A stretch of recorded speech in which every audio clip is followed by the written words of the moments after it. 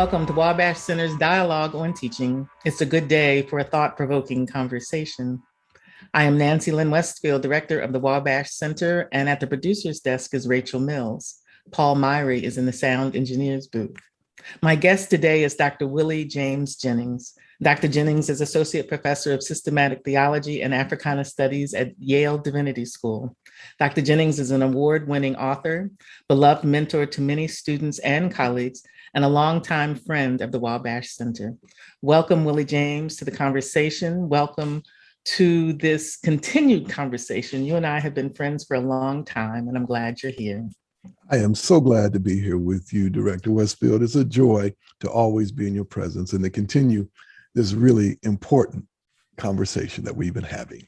It is an important conversation, and a conversation that takes time, right? So it takes time. So I'm actually glad to just be recording conversations that you and I continue to have over the weeks and the years.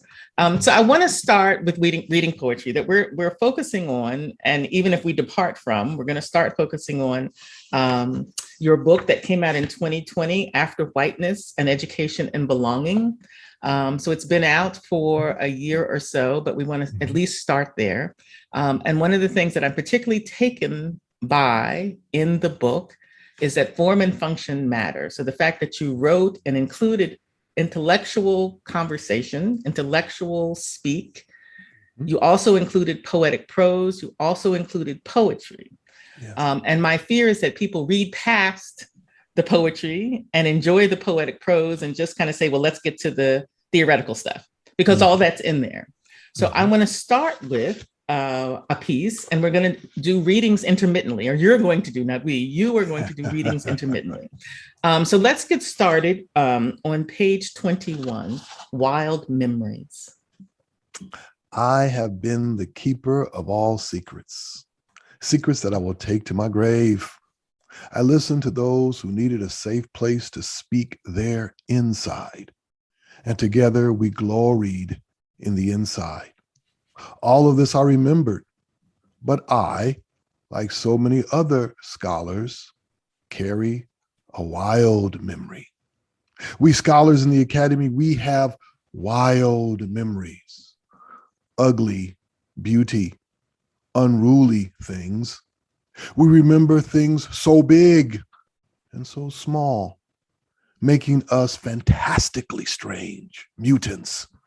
We remember things that normal creatures would not possibly remember, things that normal creatures would not possibly want to remember, things like axioms and theorems, slights, insults, complex formulations of ideas, compliments 20 years old, the words that made us cry, and the words we spoke that made others cry. We engage in conceptual fights with ghosts we never met, sustained over centuries. We engage in fights with colleagues, now ghosts, sustained over decades. We remember sentences verbatim, the hidden, trying not to be found in obscure texts, and the most minuscule acknowledgments. Scholars we loved and hated for things so feathery that it takes enormous concentration to keep them from floating away. Our memories are so tightly woven to our feelings that we don't know where the one begins and the other ends. We forget sometimes what normal creatures would not possibly forget. Dates of birth and love, times of kisses and hugs, this friend moment of gold, that family time of silver or diamond. Oddly, many of us scholars worry about how other scholars will remember us. We forget that all memory depends on the untamed. So Willie James, my favorite sentence in a lovely poem is about the untamed, right? The untamed, that we are, as scholars of religion, scholars of theology, from my vantage, some of the most domesticated people on the planet. And I don't say that in revelry. I say that in distress, right? I don't want to be a domesticated person. Yeah. But part of your thesis, or the primary part of your thesis, is talking about the notion of the self-sufficient white male, the self-sufficient white man, and that all of us, regardless of who we are, if we have gotten to this point in scholarship, yes, know that persona, know that obligation, know that responsibility intimately. So help us with that, because we would rather be untamed. Yeah. We made a deal, all of us who are in the academy teaching religion and theology, but the academy, and more generally speaking, we all made an agreement that we would offer our obedience in order to enter. Scholars are the most obedient people on the planet. We started obeying in kindergarten. We were the ones who we did what we were supposed to do. When others said, I don't want to do it, we did it because we wanted to be there. And that obedience continued. And in fact, it surrounded us. We were woven inside of it. So even when we thought we were being at our most radical in the academy, we were always being obedient. And so the white self-sufficient man is really a reality of obedience for all of us, that we want to be seen as appropriate to the place, appropriate to the space, and accepted as a voice in that space, which means that our obedience has reached its fulfillment by our being there. And so the challenge for us, as I say in this book, the challenge for us is to recognize that we've been shaped to aim our lives toward a particular way of being that will not relent unless we decide that we don't want that way of being in the world anymore. So as you describe, excuse me, the self-sufficient white male possesses, controls, and claims mastery, those three things. So what's wrong with that? Why is that so detrimental? So I'm not saying it's not, I absolutely agree with you, but help us understand, why are those things so detrimental? This is a great question, because at one level, success is the reward for becoming that, or aiming our life toward that. As I said, there are a lot of very successful people who have given themselves over to that reality, that image, that persona. And so there have been some rewards. And in fact, the reward system of the academy is set up for him. And so at one level, the immediate answer to the question is that there's nothing wrong if you want to be rewarded. But if we open that up and ask what's inside those rewards, now we come to the spaces and the places where many of us inhabit. And those are the places and spaces of tears, of pain, of hurt, of trauma, where decisions were made by us and by others that strangled our life, that limited our life, that limited our voice, so that we wound up seeing someone operating in the academy who was actually different from who we want to be and who we are. And so it's almost as though we accepted a second person into us in order to be there. And that second person constantly turns to us and says, be quiet, be quiet. Let me talk, you be quiet. Because if they find out who you really are, you won't be allowed to be here. So that's the problem. The problem is it's a way of being in the academy that has been presented to us as necessary for us to touch the things we love, the ideas, the books, the teaching, all the work, the concepts, all of that. In order to be able to touch that, we have to buy this ticket, to use Baldwin's language. We have to sell ourselves at a fundamental way. So that's what's wrong. That's the horror of it. And for so many people, and I've sat with many a faculty at near the end of their career, or at the point of their career once they've gotten tenure, and then they're wondering, and there's one question that comes always: was this all there was? Yeah. Yeah. Is this why I gave up a second child, or I gave up, spending more time with my own children or my family? Is this why? Is this it? Mm-hmm. And the answer that I always try to give is that there is more. There is more, but you have to choose it. You say in the book that when you refer to the term whiteness, you're not referring to people of European descent. If we're striving for, struggling for, challenged to move after whiteness, help us understand, if whiteness is not about race per se, help us understand what you mean. Yeah, this has always been the most difficult part for a lot of people to grasp. And because of the moment we're in, it continues to be difficult. Because the problem does lie close to the history of European colonialism. It does lie close to those of European descent. But the problem is not simply a matter of people of European descent. The problem is a way of being in the world. And so whiteness here must be understood as a way of being in the world and a way of seeing the world at the same time, a way of imagining the world from the imperial position of possibility, what the world can become.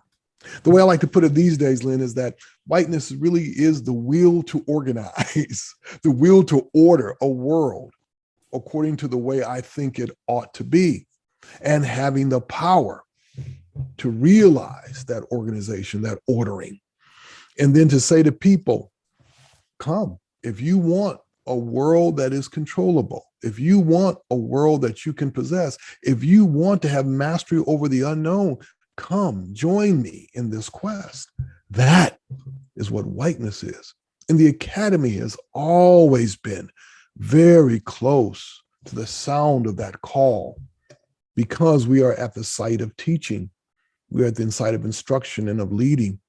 And so we are easily deceived into following one who would make us better leaders. So then in that construct, the production of knowledge then is reduced to something that is already known. You can never, in that construct of whiteness, produce anything that is not already known. That is true. You can't produce something that isn't already known. And if you do produce something, the goal is to own it. Commodify it. Yes, right. To own it. Mm-hmm. Knowledge and possession have always been two sides of the same coin. Mm-hmm. To know a thing and to own a thing. And so part of what you're pushing is that value system is antithetical to so much of the rest of the world, right? That's not the only value system that is vibrant and realizable for entire nations, except that is the value system that we have clung to. Yeah, absolutely. You know, we in religion and theological studies, we know that there is an alternative. And it begins with one simple word that runs across so much of what we study and what we think about. And that is the word share. Share. And a vision of a world built inside sharing, as opposed to a world built inside taking, is the alternative in front of us. But we really don't move toward that alternative. No, we don't. And we also don't, I'm going to stop. I was thinking we don't mourn our losses, but I'm going to correct that. I think we do mourn our losses, but we don't even know what to do with the grief that's caused. So on page 117, where you write about too many inadequacies. Yes. Let me read that to you. I remember when Stonewall quit. That was his nickname. We were doctoral students at the same time. He in a school on the West Coast of the United States, and I in an East Coast program. We were together at a gathering for doctoral students of color seeking additional financial support to make it through our programs. We had both passed our preliminary examinations, qualifying examinations, they're called in other contexts, and were deep into drafting our dissertation proposals. The gathering included established scholars of color and white scholars who were allies. This was not an enjoyable time. We were mercilessly questioned about our ideas, our proposals, and our vocation. At breakfast on the last day, Stonewall and I were sitting at a table with an African-American scholar and one of his African-American doctoral students who had successfully defended his dissertation and now had a tenure-track job. After a few pleasantries, they both started in on Stonewall in a continuation of their grilling of him from the previous day. They told him that he needed to read more widely beyond what he had already read, and that he needed to master his German, and he needed to attend to his French more rigorously. And what about Latin, given his interest? And be careful, they said, be careful of the limitations of his dissertation director, whose thinking was too narrow, and on and on and on. The light was gone from Stonewall's eyes. All he said in response was, "This is what I get there. I thought it would be different here." I did too. Stonewall left the meeting and left his doctoral program. Too many inadequacies. So I think it's beautiful. I think the prose is beautiful. I think of two things. I think of the Stonewalls whose lights have gone out, but who have not left the academy. Right. Mm-hmm. Our colleagues. Yes. And I think of the Stonewalls who left the academy and may or may not have found a place of creativity and a place of belonging outside of the academy. Yes. Yeah. And the fact that I don't think we have a space, a ritual to grieve either one of those, right? We don't know that this death dealing work actually causes death. Right. In fact, we don't even realize that it's a point to grieve. What they thought they were doing, as happened in so many different contexts across this planet where Western education, what they thought they were doing was toughening me up for the important work we were being destined to do. But the reality is that they were cutting. And the cutting was not only painful, but it was draining life. The blood was coming out all around and they couldn't see it. And so there is a sense in which there is a trained blindness, a desensitizing of all of the senses in this process, so that the mourning can happen because we don't even realize that the floor is full of blood, the table's full of blood. Or we're used to it. We realize it. We're used to it. We all gave blood to be here. We do bloodletting to let others into the club, and don't realize that it is a it's a necrophilic cycle, right? It is a death-loving cycle. And then we wonder why we cannot do generative things. No, I think that's exactly right. We have decided in many ways that this is the cost of success. And of course, Lynn, as you know, there are people listening to this podcast who are probably thinking, I don't know what they're talking about. I had an enjoyable time as I moved through my program. It was all wonderful for me.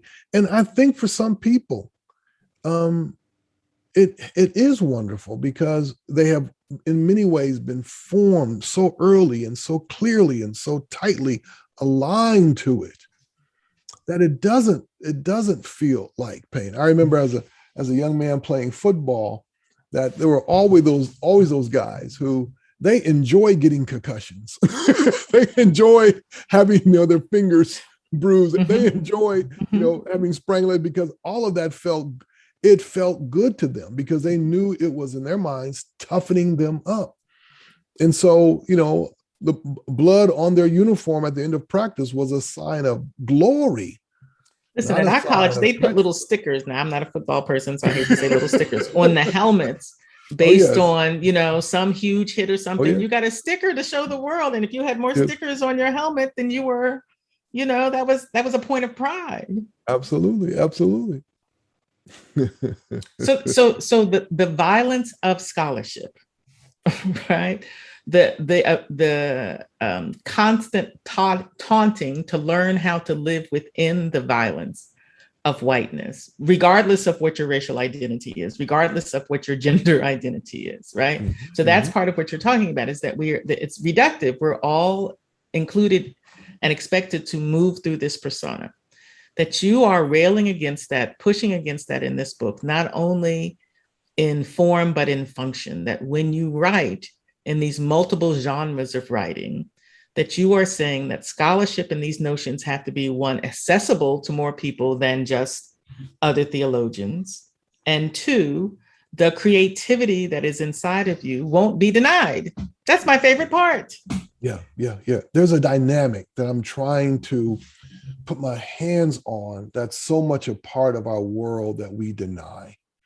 And unfortunately, some of the ways in which we write, the analytic way, the diagnostic way we tend to write in theological and religious studies, it doesn't allow us to touch that dynamic. And so I needed poetry and a different kind of prose and a different way of breaking in, fragmenting, if you will, the analytic in order to try to capture that dynamic. And I needed to take indigenous wisdom of using story, which does in many ways a better job of capturing the dynamic of what we're inside of our thinking and our living, and they're woven together, and our feeling, our thinking, living, and feeling woven together.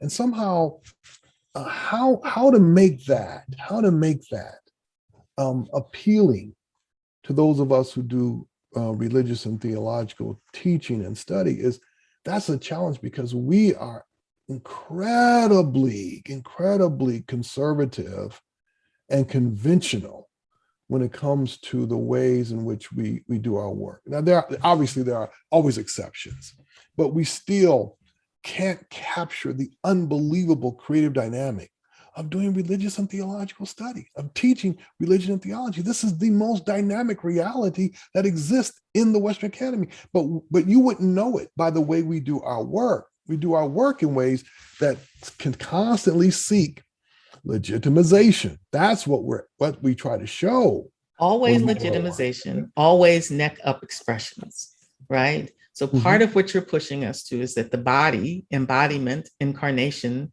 in the classroom, in the essence of our own work, is a part of who we are and how we be in classrooms, right? So to ignore the body, which is part of the whiteness construct, is you're reclaiming the body. The imagination doesn't live in the brain. The imagination lives all over your body, right? Emotions don't just live in your brain. Part of what you're saying is bring your emotions to this enterprise.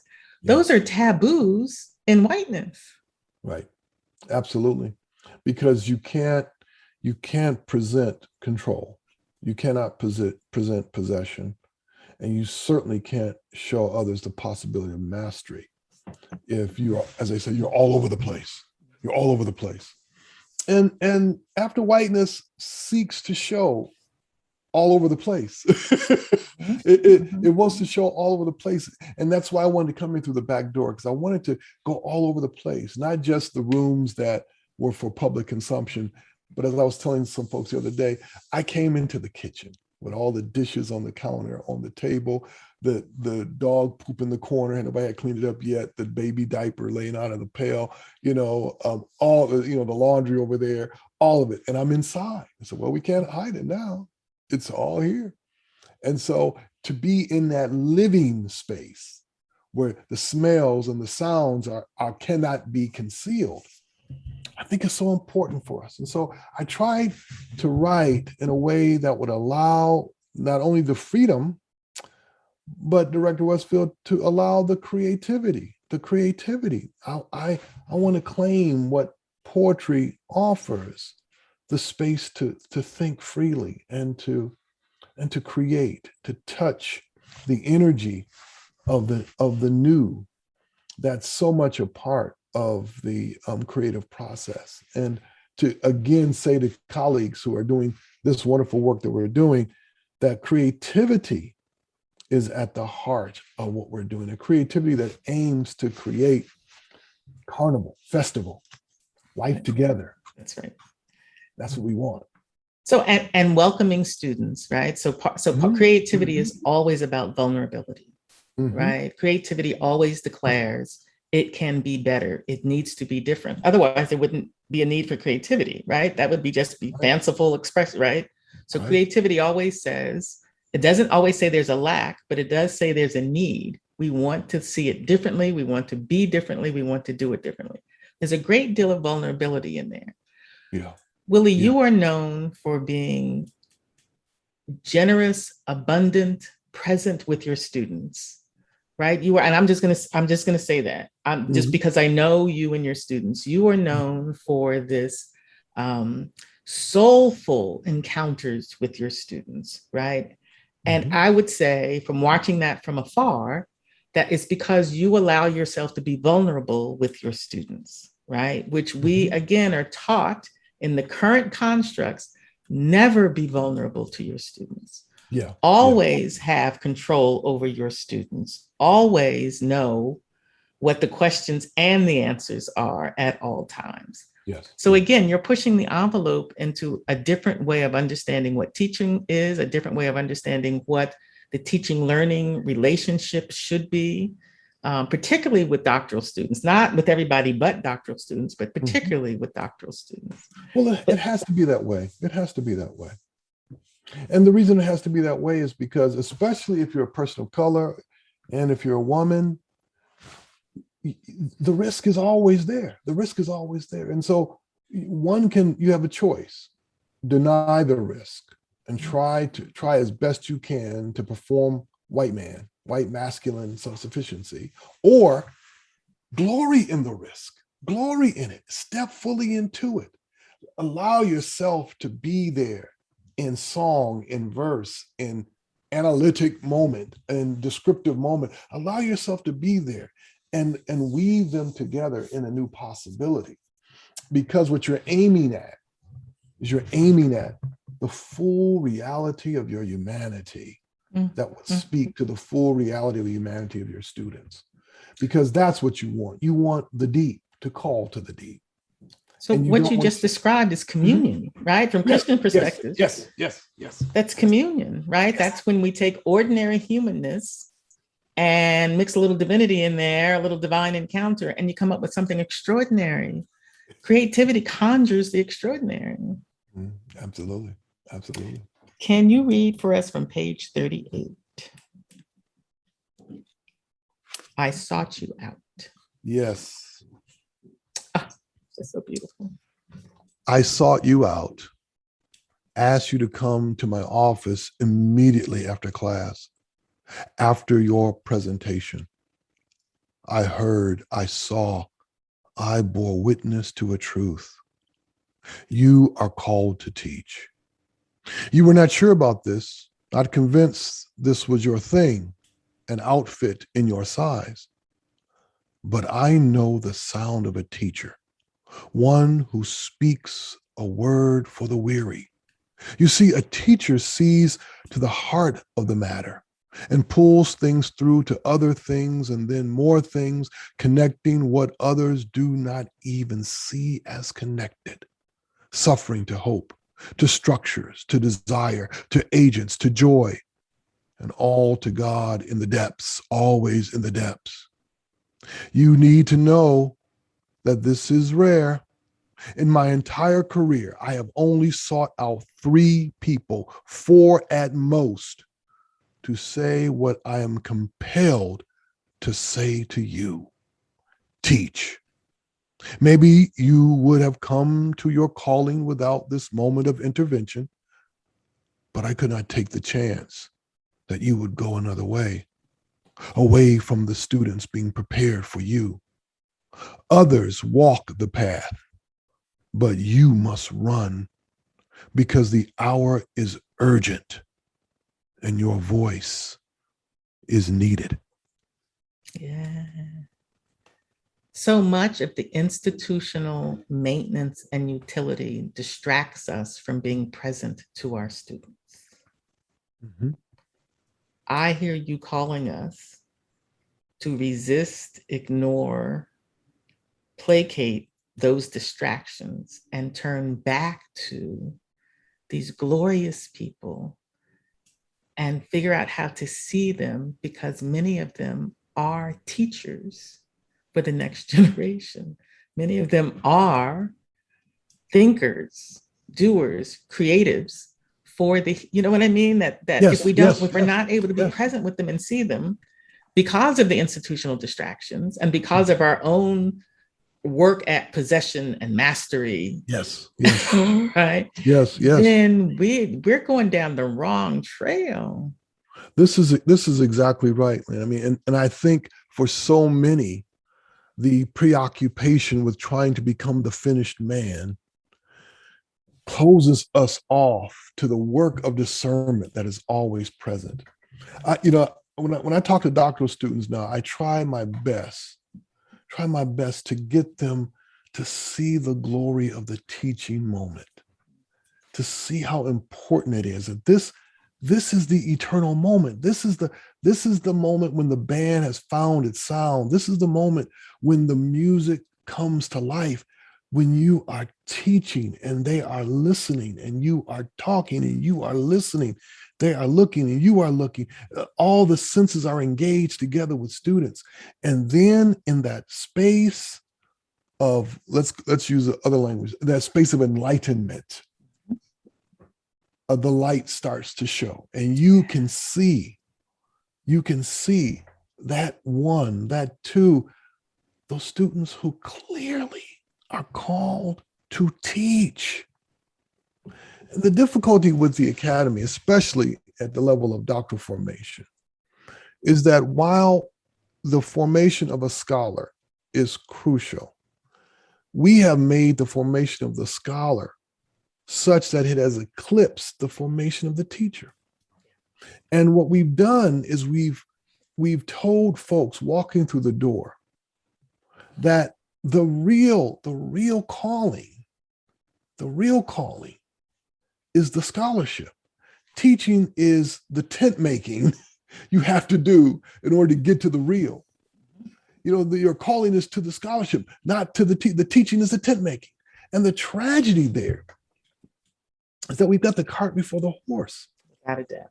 The scholarship is important, but the scholarship is only important inside this glorious reality of enlightenment, this glorious reality of teaching. But the difficulty is for so many people. Why is that? Why is what I just said so difficult? Because the self-sufficient man says, no, the scholar is the one closest to what I want for you to fulfill the master's dream of control, possession, and mastery. That's what I want. The teacher, yeah, fine. But that is at the heart of it. That's the heartbeat of my desire for you. So how I hear you calling us to recognize that voice, that command, that direction is, I'm gonna say it again, death dealing. That is not the way, that will not get us to a hopeful future. That will keep us in a violent past. Yeah, it will. And the reason we're caught there is because we haven't yet figured out how to rethink the scholarly life as a one whole cloth with the teaching life. Not two separate cloths, but one whole cloth with the teaching life. And the teaching life has to be thought in terms of the gathering, the belonging. And that's what's missing. As I say in the book, we have banished belonging from being anywhere near the intellectual center, the intellectual energy of the academy. And because we have done that, we have banished beyond the walls the very energy that sustains life. What sustains life is the belonging. Willie, why, and this question isn't framed quite right, why do you take so much time with colleagues as you do with students? Let me say that a different way. You, in doing the work that you do, you gather up as many colleagues as you do with students, and because you do that with and for the Wabash Center. And I have seen you cheerlead and reignite and rekindle broke down, beat up people who know that they don't belong, who know that they can't take the violence anymore, who know that the self-sufficient man is not working for them. Why do you spend your time that way? Lynn, that was a question that I asked myself many years ago when it was clear that I was not going to be allowed to take the normal route of a scholar and focus beautifully, narcissistically, on my own work and on my own writing and on my own scholarship. Not that I didn't want to do that. Definitely want to do that, but I realized that if I denied the call to care, I would lose myself. I wouldn't know who I was. And seeing colleagues at the institution I served, but everywhere I went, seeing them suffering and realizing that they were suffering as they were getting ready to go stand before students. I thought, this can't be. I can't stand in the midst of a space filled with pain and ignore it in order to simply make my way in that space. So I wanted to be helpful, but beyond that, I wanted company, Lynn. I wanted company. I wanted friends, and I wanted my friends to be happy and healthy.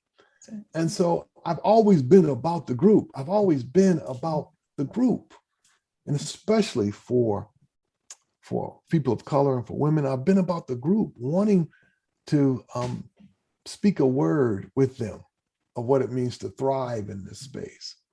And for so many of us, we are still inside the hope of slaves. We're still inside that hope, and that hope is never, ever just an individual hope. It's a collective hope. It's a group hope that these people will live. Part of the genius of this book is that this book is not written for BIPOC people. This book is not written exclusively for African-American people. No, this book is not. This book is as much calling to white people to move beyond whiteness and to recognize the violences of whiteness as it is everybody else. Absolutely. So people misread the book as if the audience was meant for, well, we have one or two faculty people, I'm being unkind now. We have one or two faculty people who are not white. So we're going to call Willie Jennings to come and help us with this new colleague who is African-American. That's not what the book is talking about. That's not what the book is talking about. If you have an all-white faculty, they are in as much distress about not belonging and living inside of a whiteness that is killing them as people of color. That's what's missed about this book. Lynn, I have had, what I have been gratified and blessed by is I have had people contact me from everywhere, from the UK, from Australia, from New Zealand, from Canada, from Latin America, every place that Western education goes. And they have, to a person, said this book is helping them.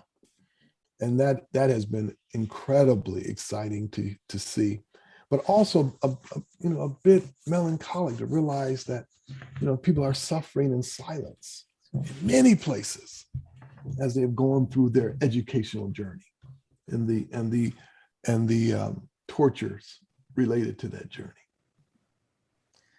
It is possible to educate people without violence. It is. it is possible to get to the highest level of education and keep yourself in your right mind, including your imagination and your creativity. See, that's what they would say in our culture, Willie. We know this, right? Clothed and in our right minds. Many of our colleagues are not clothed and in their right minds. I know that's right. Well, and because the system has beat it out of them, right? So we show up naked and beat down, and then they say, "Oh, what a good scholar." We've all been to these guild meetings. We know what we're facing, right? But they're good people, right? They're good people. They're people who have families and responsibilities, and are charitable, trying to do this work, right? They're committed to their work. Right. That's right. That's exactly right. And so what you want for them is flourishing life. Yeah. But you also want for them to take into themselves a new strategy, a new stratagem for reaching that flourishing life. And here's where the call to be courageous is so important. I hope that colleagues who have not yet achieved tenure or a kind of permanent contract in their institutions, and colleagues who are on the other side, that they will find the courage together to say, what does flourishing life look like for us and for our students at this moment? And how might we reconfigure, recalibrate not only the teaching, but the scholarly trajectory that we're inside of, so that it reaches for a flourishing life, not individually now, a collective flourishing life. That will have individual implications, but it's a collective flourishing life. And there I want them to touch on their creativity. The thing I always say to faculties when I go talk to faculty is that I want schools to be able for the faculty to sense their collective creativity. That's my favorite image. It's the image of a band that finally hears its sound. And the great thing about a band when it hears its sound is that each individual musician, she can hear what she sounds like. She can also hear what each other band member sounds like. But what each can hear, most importantly, Lynn, is that they can hear the sound they make. And when a band can hear the sound they make, that's when they are at the heart of their creativity. They can write songs together. They can modify songs. They can improvise in beautiful ways because they know their sound. But across the family of schools where we do religion and theology and we teach it, there are so few faculty that know their sound. So few faculty that know how to tap into their collective creativity. And from there, how to create the new right in their midst. That's the challenge. And of course, it will take incredible courage to step out of a silo, to step out of morbid introspection, to be able to tap into that creativity. So in the book, my hope is when they read the poetry, when they see the prose and they see the places where someone said to me, I can't tell whether this is analytic prose or poetry. I can't tell. And my answer is, yes, good. Yes, good. Good, you can't tell. Or as one person put it to me, I felt a little frustrated because there's just too much. There's too much prose. There's too much poetry here. I'm looking. Where's the analytic? Where's the analytic? Indeed, where? I said it's right there. It's right there. It's right there. So I want them to be able to see, as you said earlier, by the form, that I'm announcing a certain kind of freedom for their work. Whether someone asked me, could this work with could this kind of genre mixing, multimodal thing work for other kind of scholarship? I said, well, from my perspective, we are right in the middle of a wonderful creative moment. And what I'm saying to people, risk. See, let's see where it goes. What is at stake? We already are identifying ourselves as a death-dealing place. Mm-hmm. What we're risking is moving away from death, turning our faces away from death toward life. I think it's that serious. It right? So is. what we're risking is reaching out for our own lives into the future. But you know that death for us in the academy, that death begins with the fear of not being seen as legitimate. And that for so many people is worse than an actual cut, worse than an actual hit. To be seen somehow as not a legitimate deep thinker, scholar like others. And so I think what drives a lot of the ways the genre confining reality of so much of our work is that we're wanting to make sure that it looks appropriate, it looks right. And we've convinced ourselves that depth, seriousness, and rigor looks one way in terms of genre, looks only one way. So, but I have learned it looks from white, self-sufficient male. Right. That's the one way. Right, that one way. Mm-hmm. And so we've got to find a way beyond that if we want, as you said, to move away from this death dealing intellectual culture that we are so in many ways tied to. If you don't have a final reading that you want to read, I was looking at page 69, when you might be looking at something else. So no, 69 sounds good. It's on page 69. Speaking tongues out. Mm-hmm. Have you ever spoken in tongues, yielded your voice to the Holy Spirit? It is a matter of the body, in longing, sheer need, embodying the midnight hour. It is so easy to do, but so hard to admit, saying, I need you. I need God. I need. Then from deep in your belly, your royal gut, the secret anguish, the private joy fills your mouth. Your thoughts scatter, they shatter, they enfold your words like embroidery around a cloth. The cloth is the strange sound words you utter.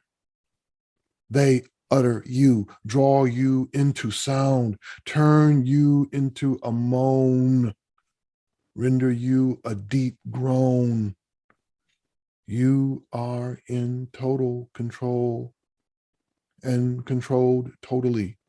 This is praise of the living God living in you, the Spirit dancing in your need for God, and more utterances.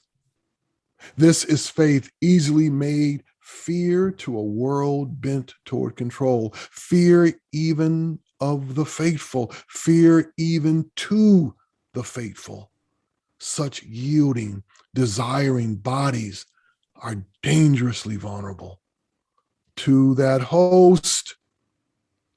Preacher pimps, scholar pimps, obedience pimps, to a self afraid of its own desiring, revealed in the speaking tongue. But the world needs speaking tongues, and tongues join together until voices strange and familiar are heard together. Now, for the first time, and never a last time.